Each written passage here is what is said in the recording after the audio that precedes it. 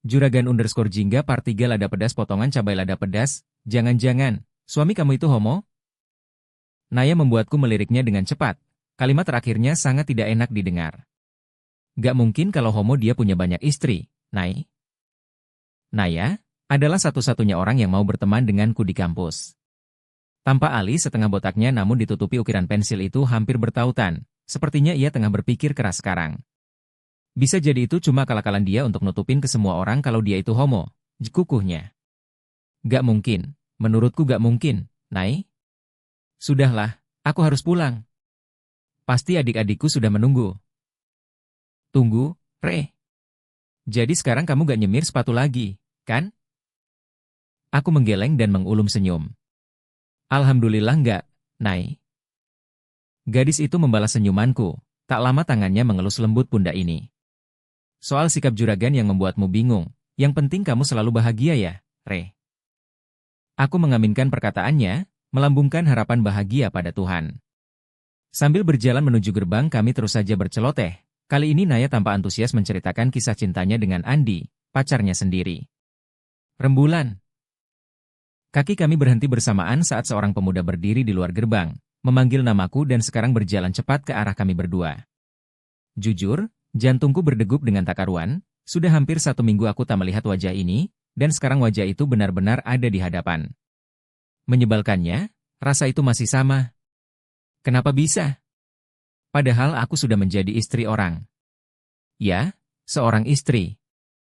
Apa kabar? Adikmu sudah sehat, Re? Hampir saja aku menampakkan perasaan ini padanya, namun dengan segenap kekuatan aku menyadarkan hati yang tengah meronta-ronta. Baik, alhamdulillah. Iya, adikku sudah sehat, isahutku gugup, menyunggingkan senyum walau terasa amat kaku. Syukurlah. Ya Allah, senyumannya itu selalu membuatku buru-buru memalingkan pandangan ke segala arah. Abu, pemuda ini biasa dipanggil seperti itu. Matanya coklat, rambutnya sedikit ikal, kulitnya putih kemerahan, kalau senyum dia amat menawan, giginya berbaris rapi, tidak sepertiku yang awut-awutan. Manusia ini sama halnya dengan Naya, orang yang mau berteman denganku walau tahu statusku, tukang semir sepatu. Sialnya, sebuah rasa malah membawaku jatuh cinta padanya.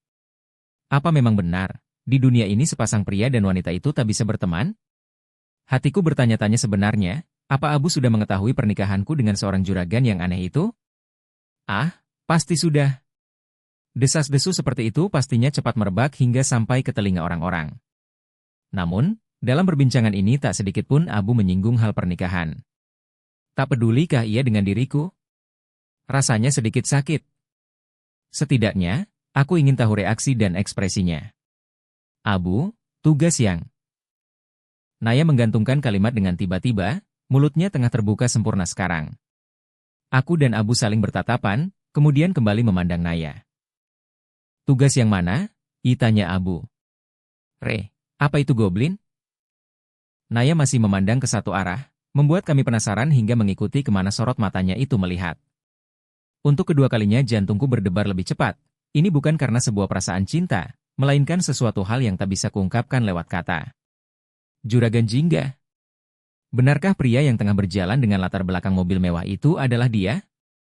Sepertinya tepat waktu. Suara serak basahnya membuyarkan segala pikiranku yang kacau. Namun, aku masih tak habis pikir, mengapa pria ini bisa kemari?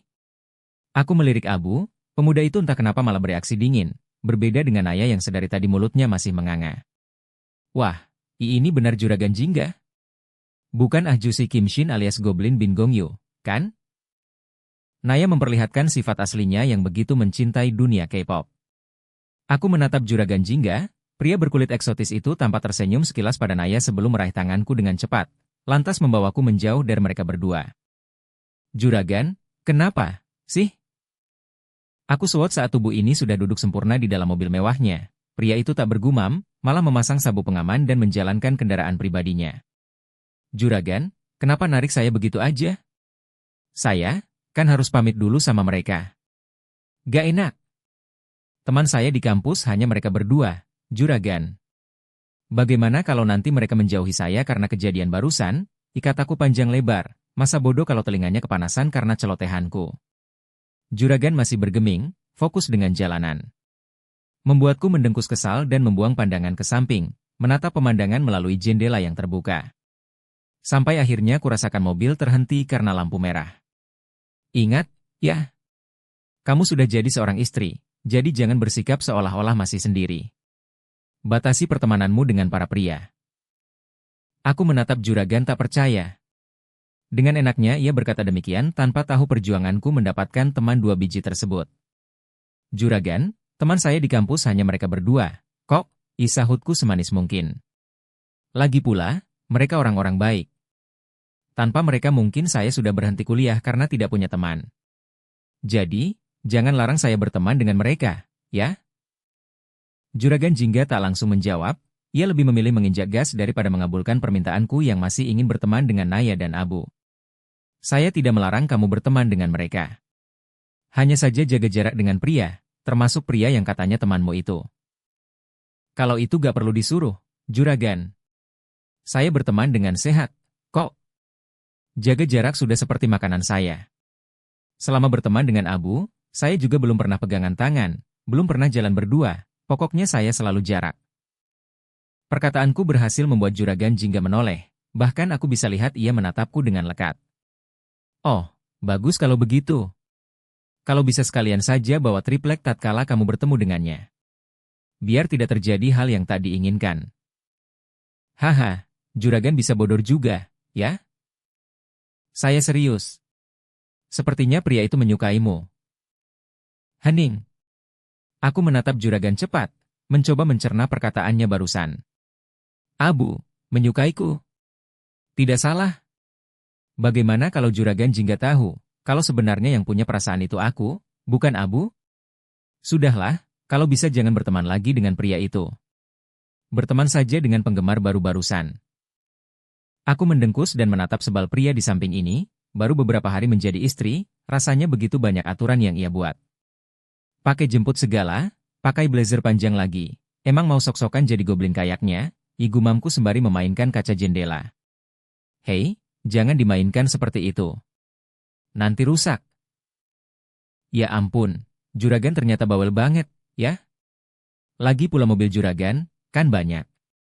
Kalau rusak tinggal pakai yang lain, ya kataku ketus, mulai kesal dengan kecerewetannya.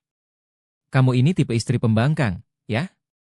Semoga saya bisa menuntun kamu ke jalan yang lebih benar, bisa jadikan kamu wanita soleha, sahutnya tajam, membuatku terdiam.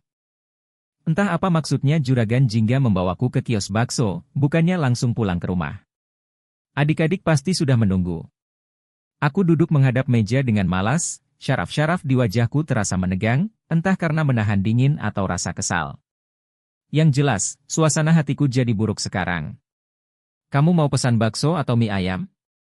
Aku mendengkus, ingin menjawab namun rasa kesal malah membuatku mengembuskan napas kasar. Juragan Jingga mengetukkan jarinya ke atas meja kosong, seolah memperingatiku untuk segera mengatakan apa yang kuinginkan. Bakso, jawabku singkat. Baksonya saja? Gak pakai mie, bihun, tauge, sayur. Cerewet. Batinku.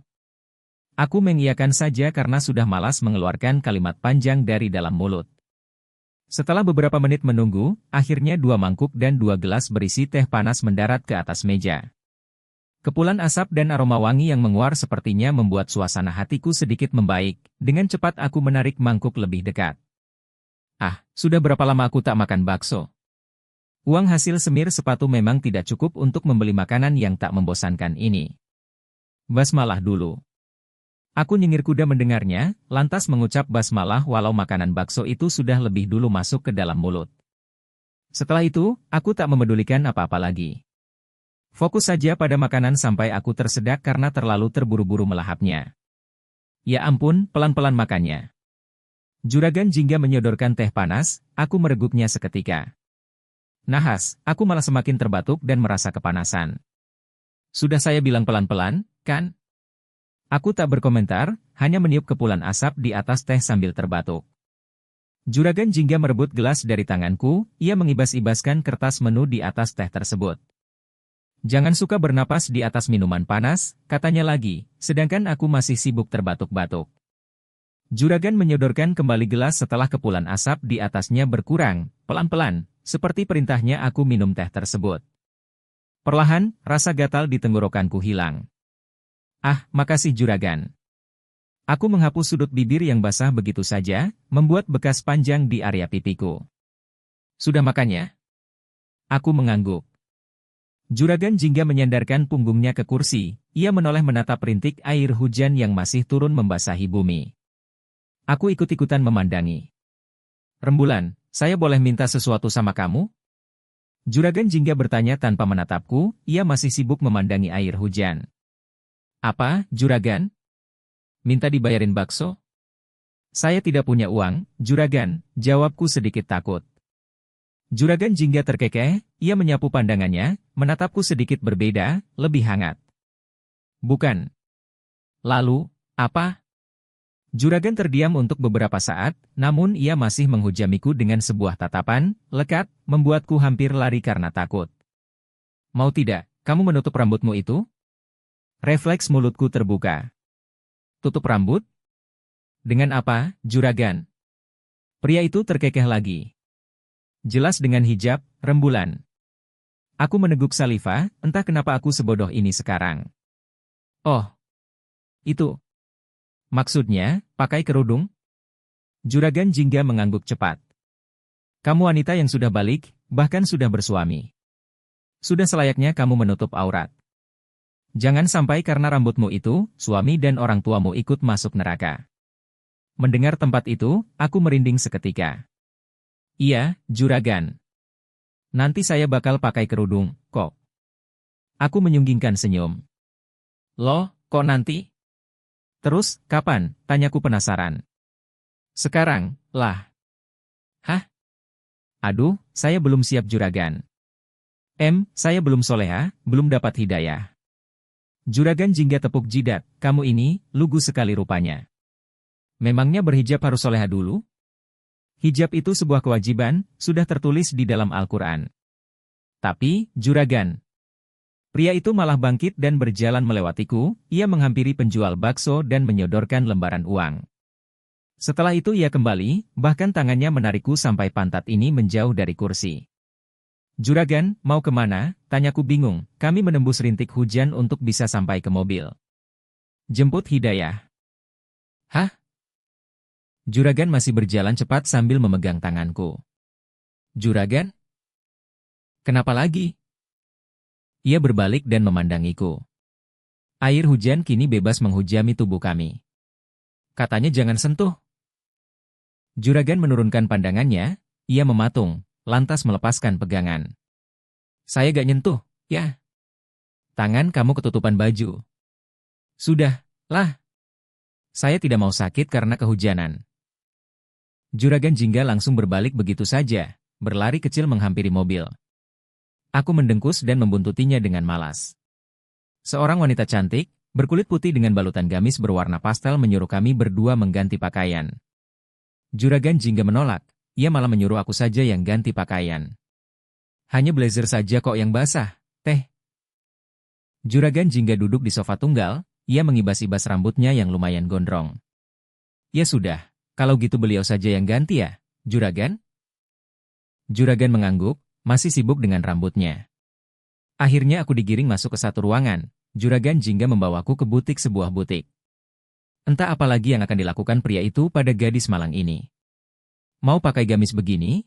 Tawar wanita cantik itu, aku menggeleng cepat, rasanya aku benar-benar belum bisa memakai pakaian lebar nan menjutai itu. Kalau begitu pakai kulot saja, mau? Sepertinya kamu suka celana yang lebar, ya? Aku mengangguk tanpa mengeluarkan suara. Setidaknya celana itu lebih nyaman dan membuatku leluasa untuk berjalan. Wanita cantik itu memilihkanku sepasang pakaian, ia juga memperlihatkanku beberapa hijab yang manis. Wanita ini memang cocok mempunyai butik, levelnya dalam memilih fashion begitu bagus dan patut diacungi jempol. Setelah memakan waktu hampir 1 jam, wanita itu berhasil membuatku berubah, seperti wanita yang sudah mendapatkan hidayah. Di depan cermin aku bingung menatap diri sendiri. Benarkah ini aku? Bagaimana, Juragan? Entah kenapa saat Juragan ditanya tentang penampilanku oleh wanita tersebut, pria itu malah duduk terpaku. Ya, bagus. Sudah dapat hidayah sekarang, ujarnya membuatku menaikkan sudut bibir atas. Pria itu malah kembali memainkan ponselnya yang mirip dengan talenan. Sudah sangat sore, ya? Saya pamit kalau begitu, Teh. Terima kasih sudah membantunya menjemput hidayah. Aku hanya menggerutu dalam hati. Sikap juragan ini sangat amat menyebalkan. Ah, iya, sama-sama juragan. Tidak mau makan roti sambil ngeteh dulu, tawarnya. Juragan menggeleng, ia memberiku perintah untuk ikut melangkah, pergi meninggalkan tempat dengan cahaya terang benderang ini. Lain kali mampir lagi, ya? Terima kasih, ucapku sopan. Wanita cantik itu tersenyum memperlihatkan deretan giginya yang rapi dan bersih. Bagaimana, juragan? Saya cocok tidak pakai hijab? Tanyaku sambil menatapnya semeringah saat kami sudah berada di dalam mobil. Jangan banyak tanya, saya ingin segera sampai rumah. Oh, iya. Satu lagi, jangan menatap saya seperti itu, risih. Aku mengkerucutkan bibir, sedangkan ia sibuk memarkirkan mobil. Kenapa? Saya cantik, ya? Tanyaku menangkap basah dirinya yang kedapatan mencuri pandang. Cih, ada potongan cabai di gigimu. Lain kali, kalau makan pelan-pelan, biar gak bikin malu. Mendengar perkataannya, aku segera mengarahkan spion tengah mobil, lantas melebarkan mulut menyerupai senyuman. Ah, sial. Benar saja ada cabai di gigiku. Seketika itu pula aku terdiam dan sibuk mengenyahkan potongan cabai dengan lidah. Tentunya, secara diam-diam. Bersambung bunga matahari. Nantikan kelanjutan cerita-cerita dari kami berikutnya, sampai jumpa.